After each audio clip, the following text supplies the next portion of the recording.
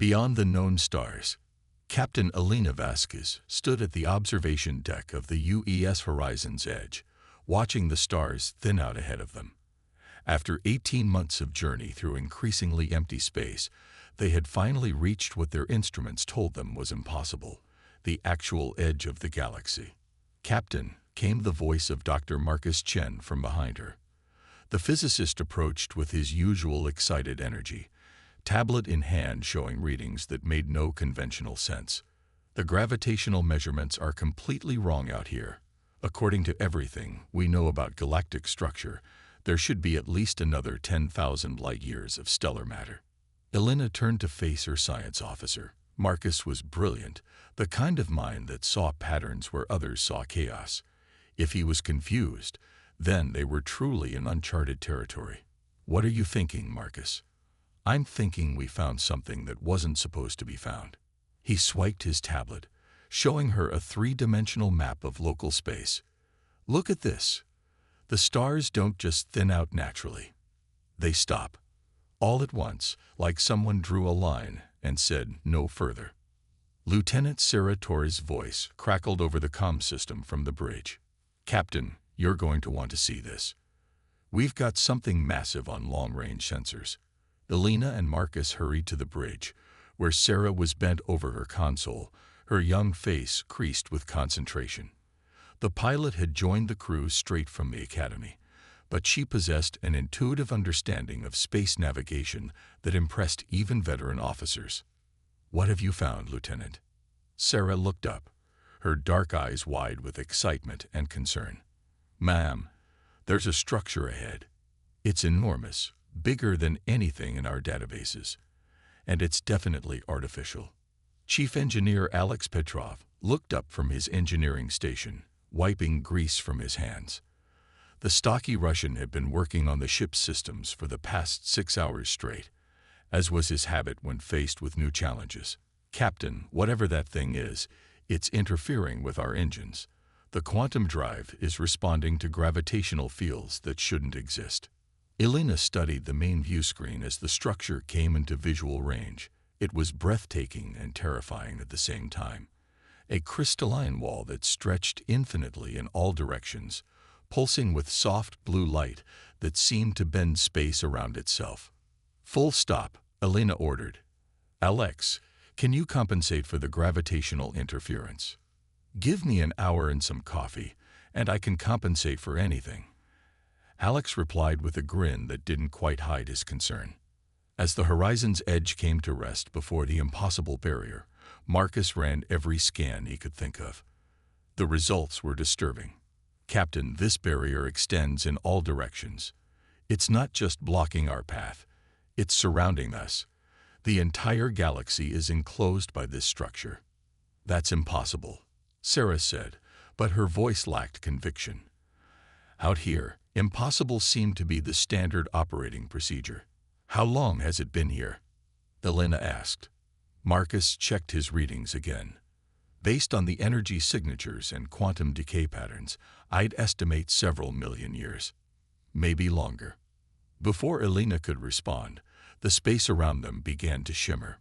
Warning lights flashed across all stations as something much larger than their ship materialized nearby. It was sleek and organic looking, like a living creature made of metal and light. "Captain," Alex called out, his voice tight with concern. "They're scanning us. The scans are more advanced than anything in our databases." A new voice filled the bridge, speaking perfect English with a tone that suggested vast age and infinite patience. "Human vessel, you have traveled far from your designated space. This is unexpected." Elena straightened her shoulders and activated the communication system.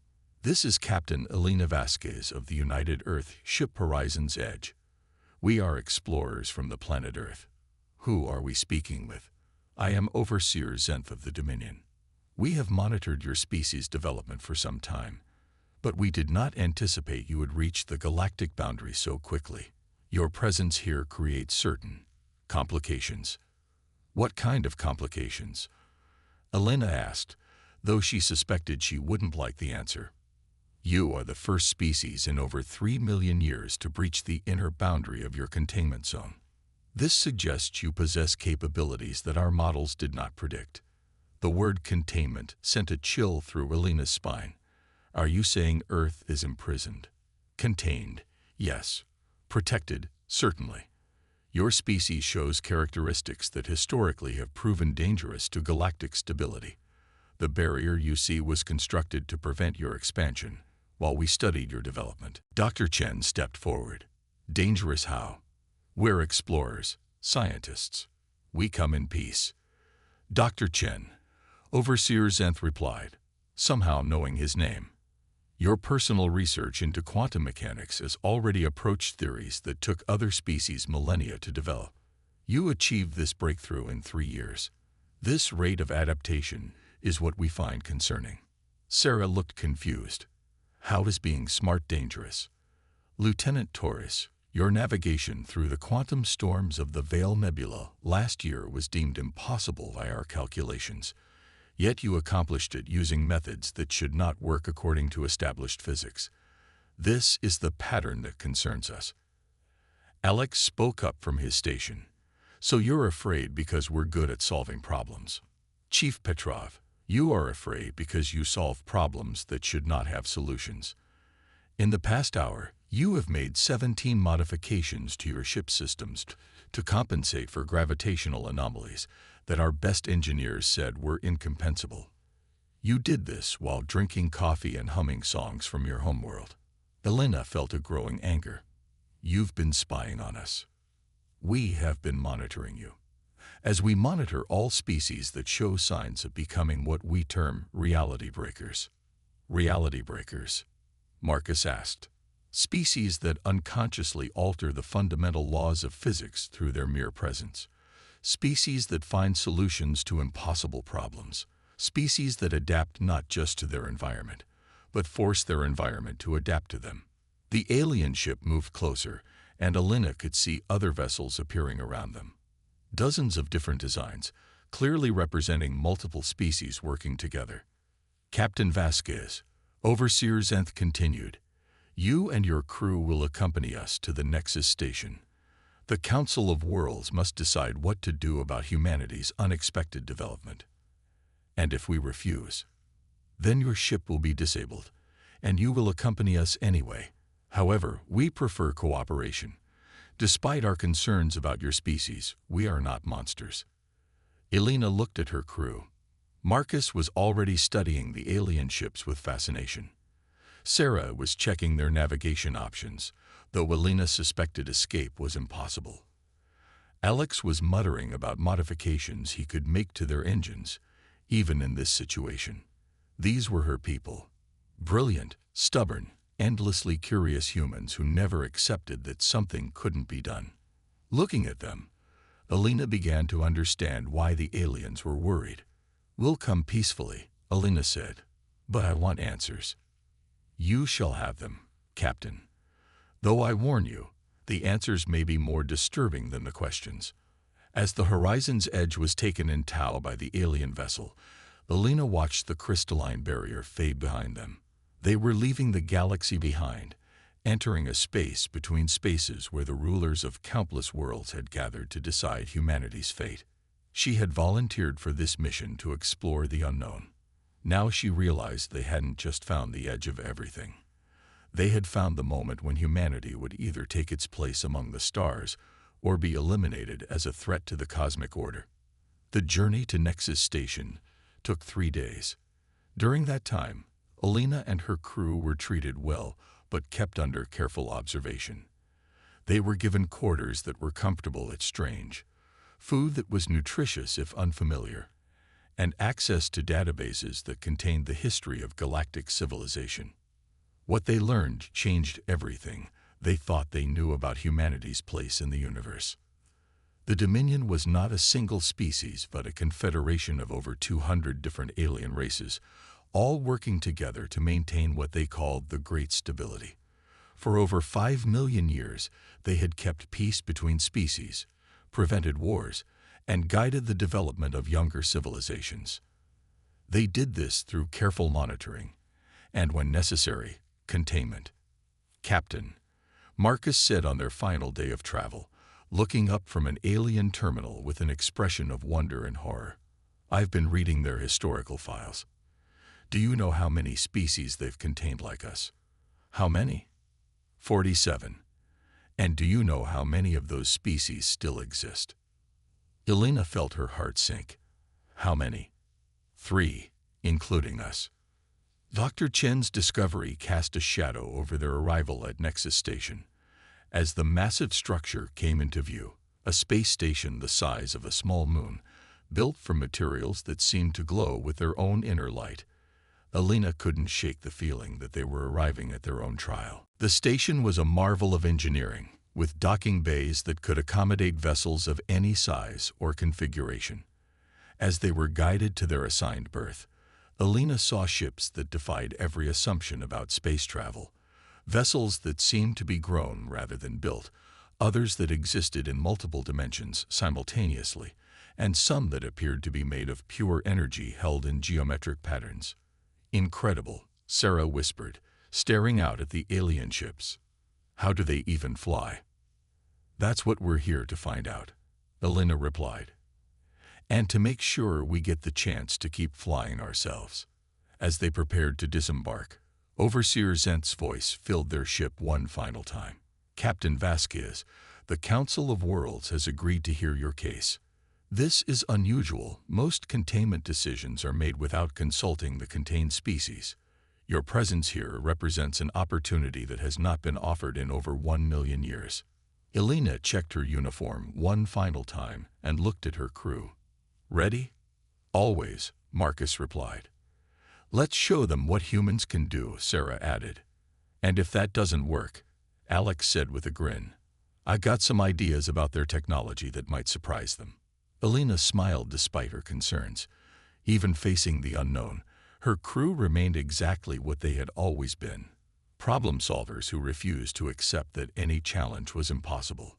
As they walked toward their destiny, Elena realized that this meeting would determine not just their fate, but the fate of every human who would ever dream of reaching for the stars. The edge of everything had turned out to be not an ending, but the beginning of humanity's most important test. The impossible species.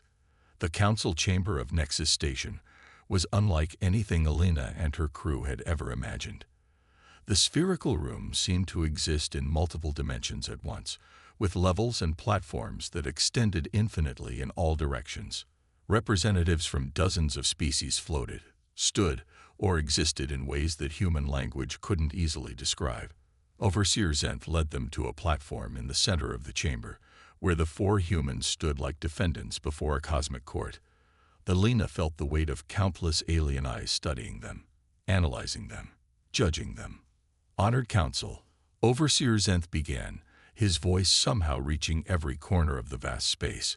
I present the humans of Earth, representatives of species file 2847 Gamma. They have achieved galactic boundary breach in record time, displaying capabilities that require immediate evaluation. A being that looked like living crystal spoke first, its voice ringing like distant bells. Overseer Zent, our records show that species 2847 Gamma was classified as low-priority containment. Their technological development was projected to require another 15,000 years before boundary testing became possible. Dr. Chen stepped forward, unable to contain his scientific curiosity. Excuse me, but how long have you been watching us? The crystal being turned what might have been its attention toward Marcus. Dr. Chen, your species has been monitored since you first achieved nuclear fission. That was 78 years ago in your time. In those 78 years, you have advanced technologically at a rate that typically takes species between 3,000 and 5,000 years. Elena felt a chill run down her spine.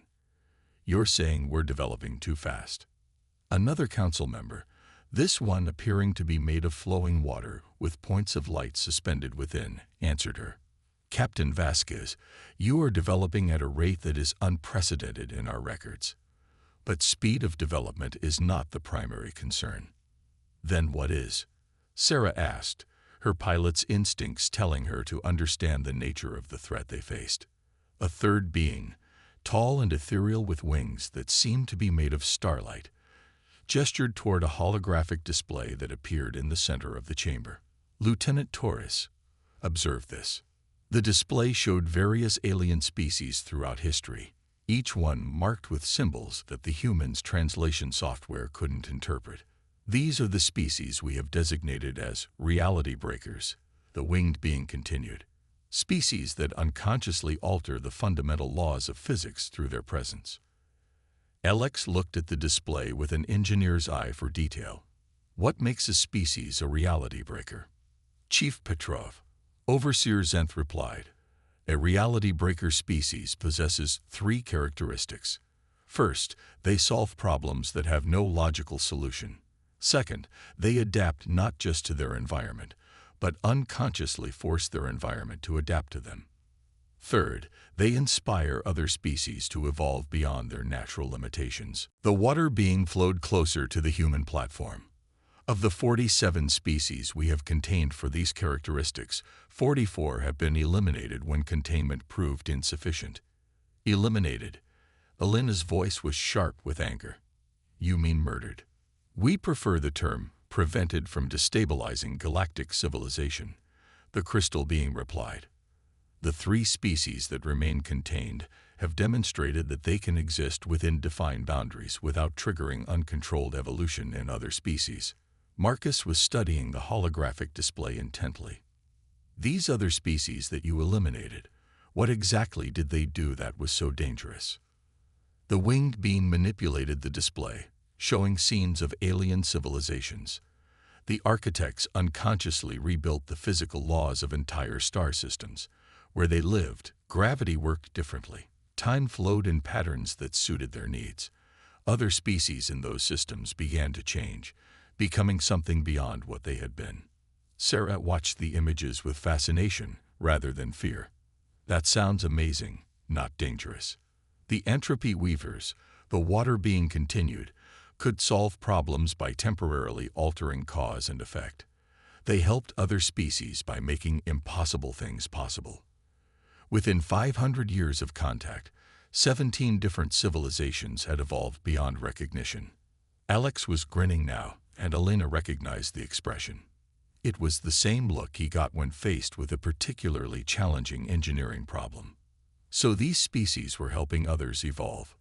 Evolution without control is chaos, the crystal being stated firmly. Chaos is the enemy of the great stability that has maintained peace for 5 million years. Elena looked around at the council, beginning to understand their true concern. You're not afraid of what we might do to you. You're afraid of what we might inspire you to become. The chamber fell silent. Even the ambient sounds of the station seemed to fade as the weight of Elena's words settled over the council. Finally, Overseer Zenth spoke. Captain Vasquez has identified the core issue. Humanity displays all 3 characteristics of reality breaker species, but with one additional trait that we have never encountered before. What trait? Marcus asked. You do it cooperatively. Previous reality breaker species acted as individuals or small groups. Humans seem to unconsciously coordinate their problem-solving abilities across their entire species. When one human finds a solution to an impossible problem, somehow that solution becomes available to other humans who need it. Dr. Chen's eyes widened with understanding. You're talking about our collective learning ability, how we build on each other's discoveries. It is more than that, the winged being said. When Lieutenant Torres navigated the quantum storms of the Veil Nebula, she used techniques that had never been formally taught or recorded. Yet 3 days later, a human pilot in the Centauri system used identical techniques to solve a different navigation problem. Sarah looked stunned. That's impossible. There's no way information could travel that fast. Exactly, the water being replied. It should be impossible. Yet it happens with your species regularly. You share solutions to impossible problems at a rate faster than light-speed communication should allow. Alex was nodding now. It's like we're all connected somehow. When one of us figures out how to fix something, the rest of us just know. Elena felt pieces of a puzzle falling into place. That's why you contained us.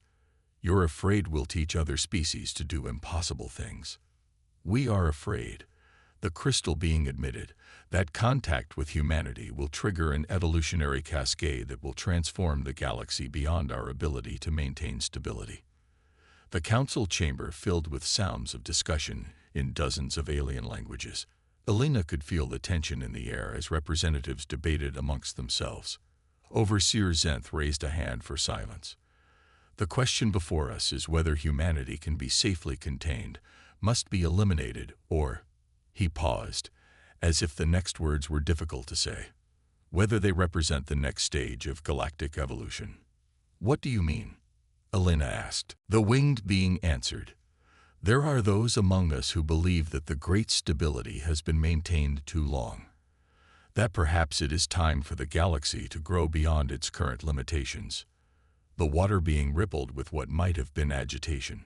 Such thinking is dangerous. The great stability has prevented wars, eliminated suffering, and created a perfect cosmic order. Perfect for who? Sarah asked boldly. Perfect for species that never want to change. The crystal being turned toward her. Lieutenant Torres, change brings chaos.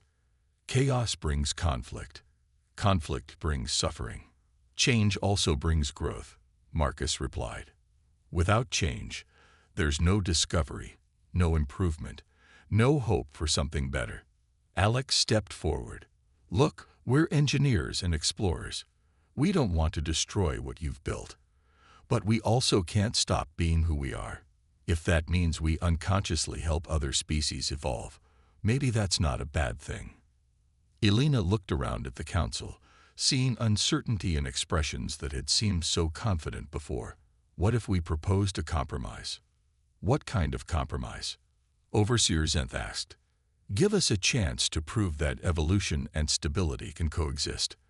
Let us work with one of your contained species. If we can help them grow without causing chaos, maybe you'll reconsider your approach to humanity. The council erupted in discussion. Elena could see that her proposal had divided them. Some were intrigued. Others were horrified at the suggestion.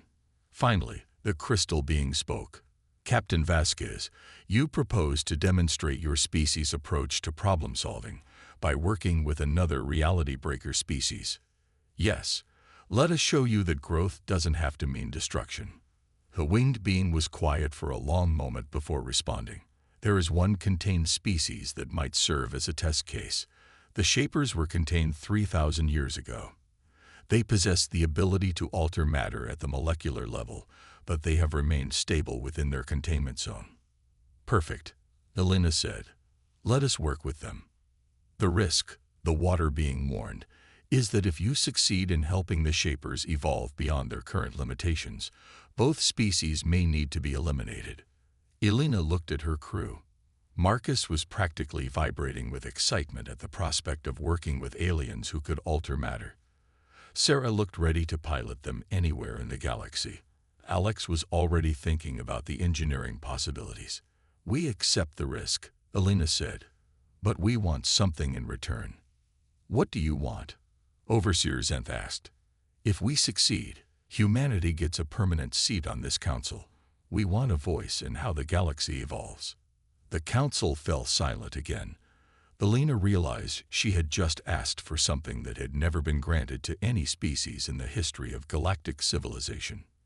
That is, unprecedented, the crystal being finally said. So are we, Elena replied with a smile that was equal parts confidence and determination. The council voted using methods that the humans couldn't follow, but the result was clear when Overseer Zenth announced their decision. The council agrees to your proposal, Captain Vasquez. You and your crew will be transported to the Shaper containment zone. You will have 1 galactic standard year to demonstrate that cooperative evolution is possible without destabilizing galactic civilization. And if we fail? Marcus asked. Then both humanity and the Shapers will be eliminated as threats to the great stability. Elena felt the weight of responsibility settle on her shoulders.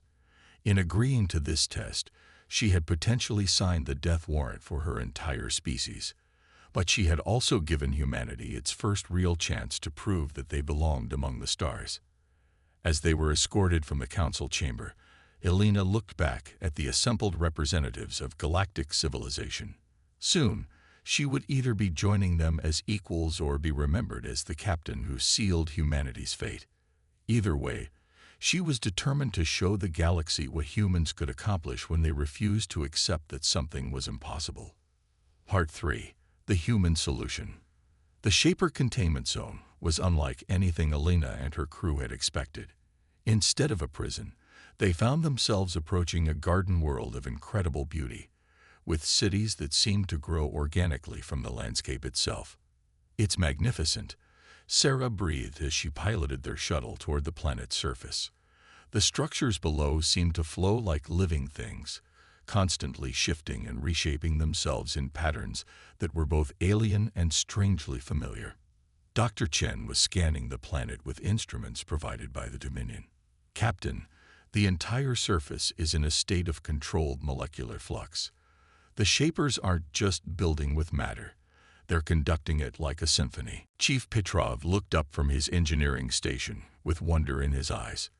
"The energy requirements for this kind of molecular manipulation should be enormous, but I'm reading minimal power consumption. They're doing something with quantum fields that I've never seen before." Elena studied the data streaming across their screens.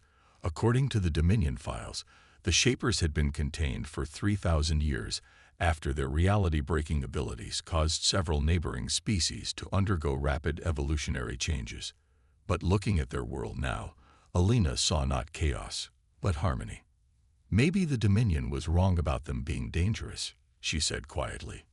As they landed at the coordinates provided by the Council, Elena and her crew were greeted by beings that were beautiful in their strangeness. The Shapers were tall and graceful, with skin that seemed to shimmer with inner light and hands that moved in fluid gestures that reminded Elena of dancers. Their leader, who introduced herself as Harmony Weaver Lyran, spoke in a voice like music. "Welcome, humans. We have been told that you wish to learn from us, and that we might learn from you. This is unexpected." Elena stepped forward, offering the universal gesture of open hands that the Dominion had taught them. "We're here because we believe that growth and change don't have to mean destruction.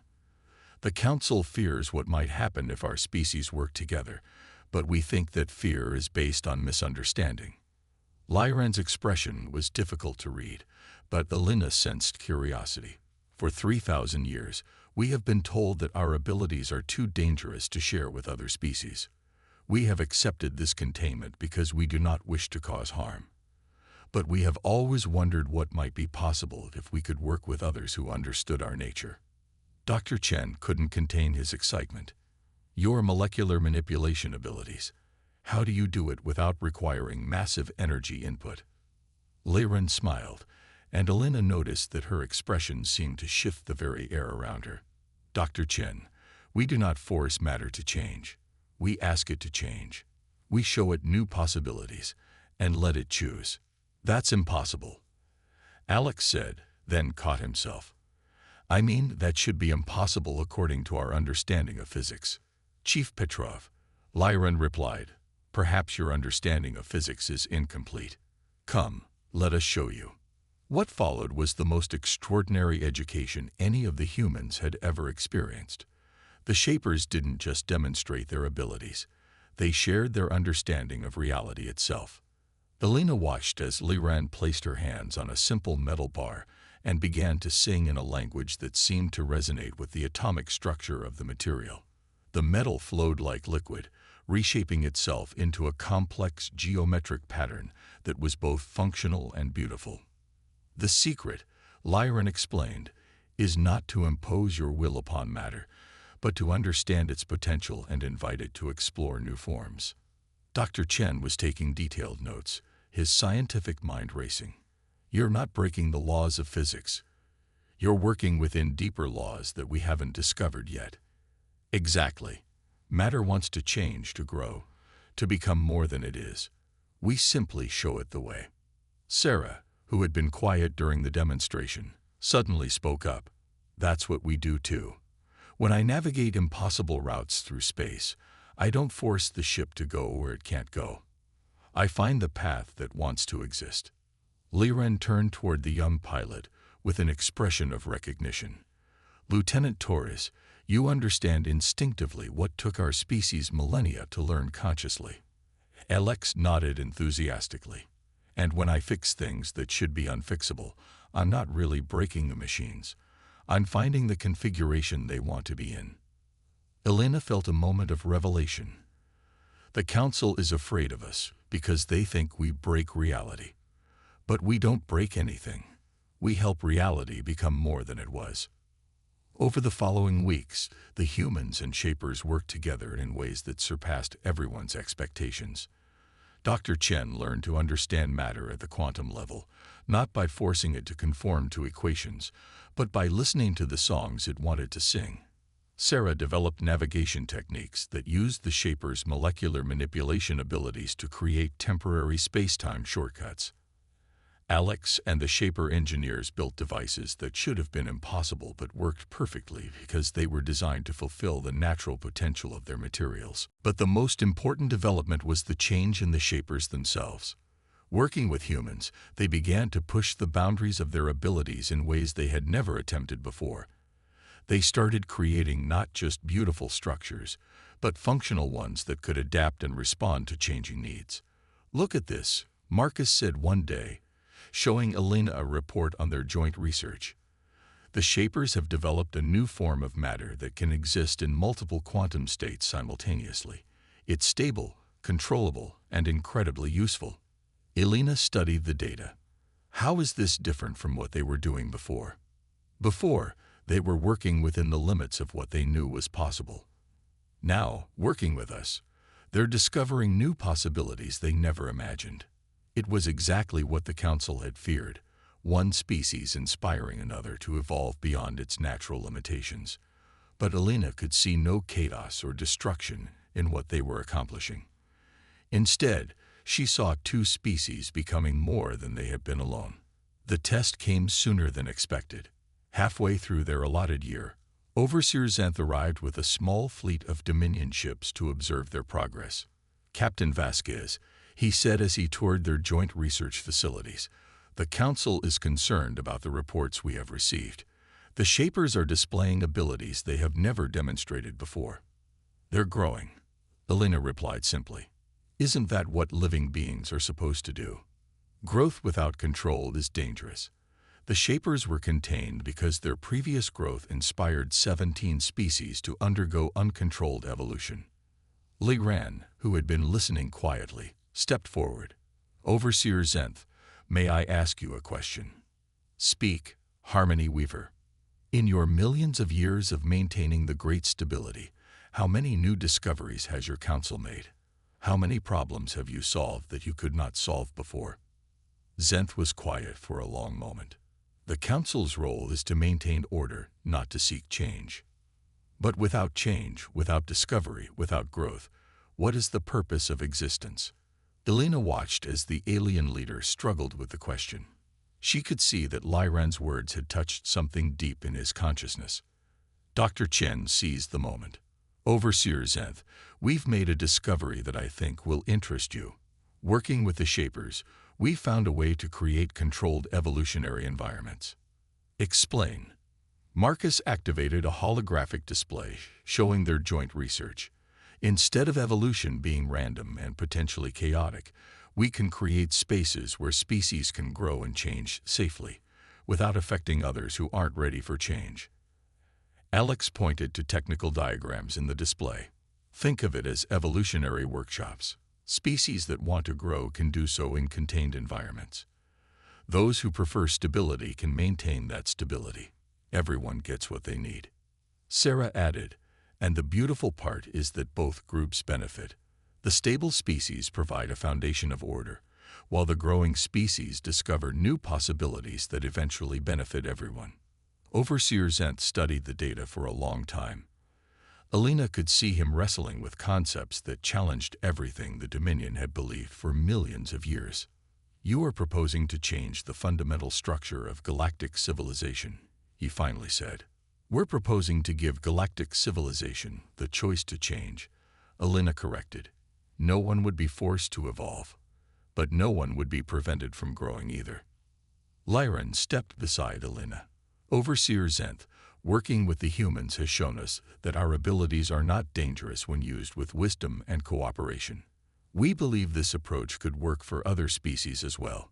The Dominion leader was quiet for several minutes, processing what he had learned. Finally, he spoke. I must report this to the Council. What you have shown me today changes everything we thought we knew about managing galactic civilization. What happens now? Elena asked. Now the Council must decide whether to embrace a new model of galactic governance or eliminate the species that threaten to change everything they have built. Elena felt the familiar weight of responsibility, but this time it was mixed with hope. They had proven that evolution and stability could coexist, that growth didn't have to mean chaos. 3 days later, Overseer Zenth returned with the Council's decision. Captain Vasquez, Harmony Weaver Lyran, the Council has reached a unanimous decision regarding your proposal. Elena held her breath, aware that the next words would determine not just humanity's fate, but the future of galactic civilization itself. The Council has voted to implement a trial period of your evolutionary workshop model. Humanity will be granted full galactic citizenship and a permanent seat on the Council. The Shapers will be released from containment and invited to help design the new evolutionary framework. Elena felt her knees nearly buckle with relief, but Zenth wasn't finished. However, this new model will be implemented gradually, with careful monitoring. If at any point the results prove dangerous to galactic stability, the experiment will be terminated. We understand, Elena said. We won't let you down. Furthermore, Zenth continued, humanity will be responsible for managing the first evolutionary workshop zones. You will work with species that choose to grow, helping them do so safely and beneficially. Elena looked at her crew, seeing the same mixture of excitement and determination in their faces that she felt in her own heart. They had come to the edge of everything, seeking to explore the unknown. Instead, they had found their true purpose, helping the galaxy itself evolve into something greater than it had ever been. We accept the responsibility, Elena said formally. Then, with a smile that was pure human determination, she added, and we're going to show you what's possible when the universe is allowed to grow. As she looked out at the Shaper world, with its flowing cities and impossible beauty, Elena realized that they had indeed reached the edge of everything. Not the end of the galaxy, but the beginning of a new age where the impossible became possible, and where the greatest adventure was not exploring what existed, but creating what could be. 6 months later, Elena stood on the observation deck of humanity's first evolutionary workshop station, watching as representatives from 12 different species worked together on projects that would have been considered impossible under the old system.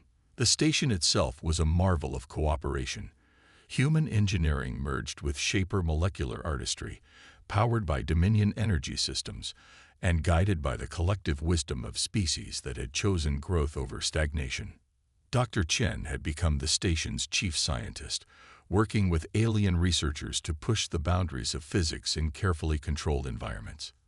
His latest project involved species that could manipulate time on small scales, learning to create temporal pockets where accelerated evolution could occur safely.